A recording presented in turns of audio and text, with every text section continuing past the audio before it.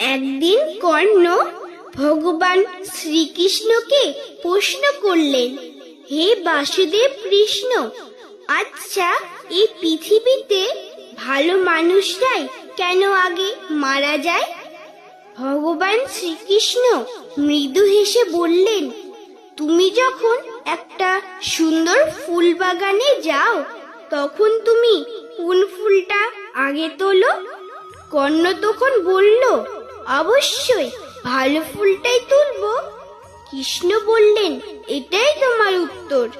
কর্ণ বললেন, তাহলে স্বর্গে ঈশ্বরকে কি রূপে পাবো বাসুদেব কৃষ্ণ?